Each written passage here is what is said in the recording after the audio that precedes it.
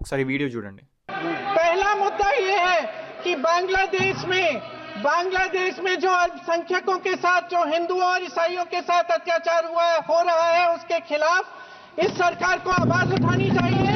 बांग्लादेश की सरकार के साथ बातचीत करनी चाहिए और पूरा समर्थन देना चाहिए. ప్రియాంక గాంధీ అండ్ కాంగ్రెస్ పార్టీ నుంచి హిందూస్కి సాలిడారిటీగా ఇలాంటి స్టేట్మెంట్ రావడం అనేది చాలా రేర్ అండ్ ఎవరు ఎక్స్పెక్ట్ చేసి కూడా ఉండరు. అసలు ప్రియాంక గాంధీ ఇలాంటి స్టేట్మెంట్ ఎందుకు ఇచ్చింది? ఇంతకీ బంగ్లాదేశ్లో ఏం జరుగుతుంది?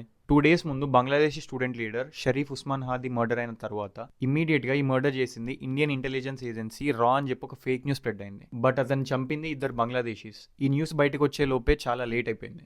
Already anti India sentiments, political instability and కేఎస్లో ఉన్న బంగ్లాదేశ్లో ఇలాంటి న్యూస్ ఒకటి స్ప్రెడ్ అయిన తర్వాత అక్కడ ఉన్న హిందూస్ అందరినీ ఇండియన్స్తో అసోసియేట్ చేసుకుని ఒక 25-year-old దీపుచంద్ దాస్ అని ఒక ఇన్నోసెంట్ ఫ్యాక్టరీ వర్కర్ని అక్కడ ఉన్న వాళ్ళంతా టార్గెట్ చేసి కొట్టి చెట్టు కట్టి కాల్చి చంపేశారు in the name of blasphemy. ఎక్కడో ఆస్ట్రేలియాలో జ్యూస్ పైన అటాక్ అయితే ఇజ్రాయెల్ గవర్నమెంట్ రెస్పాండ్ అవుతుంది. బట్ మన పక్కింట్లో ఇంత జరుగుతున్నా మన గవర్నమెంట్ మాత్రం పిన్ డ్రాప్ సైలెన్స్ మెయింటైన్ చేస్తుంది. దీని మీద మీ ఒపీనియన్ ఏంటో కామెంట్ చేయండి. అండ్ ఇలాంటి జియోపొలిటికల్ న్యూస్ అంటే మీకు ఇంట్రెస్ట్ ఉంటే please do follow the channel.